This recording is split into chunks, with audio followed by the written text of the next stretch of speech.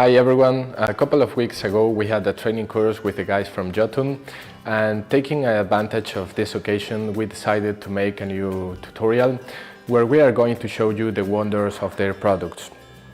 Jotun has a wide range of products for several industries, but in this tutorial we are going to focus on the nautical ones, particularly on the underwater hull and topsides boat refinishing.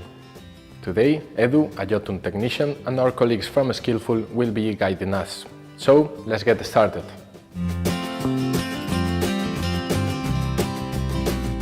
First, wipe the whole surface with a microfiber cloth, water and boat wash soap. In case you find grease, oil or silicone traces, you can use vinegar to get rid of them.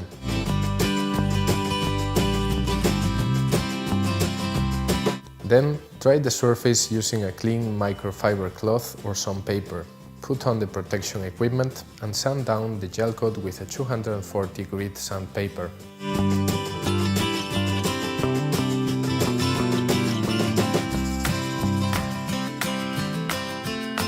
Again, wipe the whole surface using a little water and microfiber cloth, and with another clean cloth, dry everything carefully. Once this is done, apply one layer of epoxy primer anti-pest using a mixing ratio of 4:1. This primer is specifically designed to prevent osmosis thanks to its content of aluminum flakes. You can apply it using a roller or a spray gun. Independently of the technique, the recommended wet thickness is 160 microns.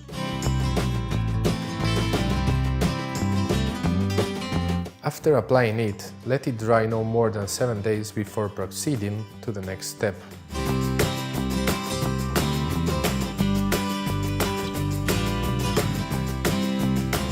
Apply an anti-fouling layer with a roller. We recommend Mare Nostrum self-polishing anti-fouling for low-speed boats, lower than 30 to 40 knots, better than the hard matrix one. For a 1-year season, a dry layer of 80 microns is recommended. Let it cure before applying a second coat or putting the boat in the water. For this part, we first sand down the gel coat with a 240 grit sandpaper and wipe the whole surface with water and a cloth. Then, with another dry cloth or paper, we dry everything carefully. Apply one coat of epoxy primer X primer. You can apply it with a 1.8 mm nozzle spray gun or with a roller. This coat will fill in the small defects and holes of the surface, and if the primer is not able to cover the whole surface, you need to use epoxy fillers. This primer is sandable after 3 or 4 hours at 23 degrees. Sand down the primer with 320 grit paper. If you want to repair many areas with the filler, a new coat of primer is needed after, since it is not recommended to directly paint on top of it. Fillers are more porous than primer and have a different coloration. This could make the filled areas visible after painting. Clean the surface with water and a cloth and dry it with another clean cloth or paper.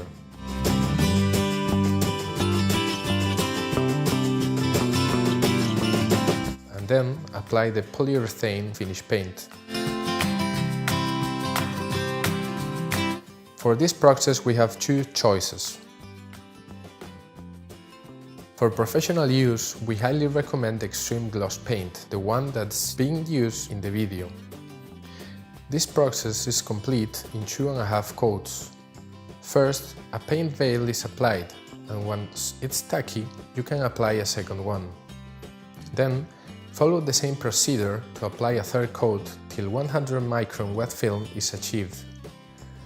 Let it cure for at least 3 days at 23 degrees in a well-ventilated area prior to polishing or using the boat. For personal use, we recommend a standard polyurethane paint, such as Small Poly High Resistance.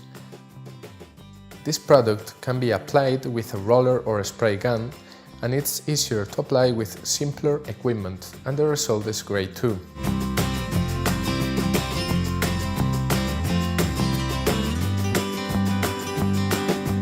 There are a lot of different treatments you can use in this kind of boats, like the one to prevent osmosis. But since osmosis is quite a complex matter, we decided not to cover it in this tutorial. And that's it. I hope you find it useful. If you have any question, you can write them down in the comments, and you can even make suggestions about the things you would like to learn in future tutorials. As always, give it a like, subscribe, and activate the notification button. I will see you in the next video.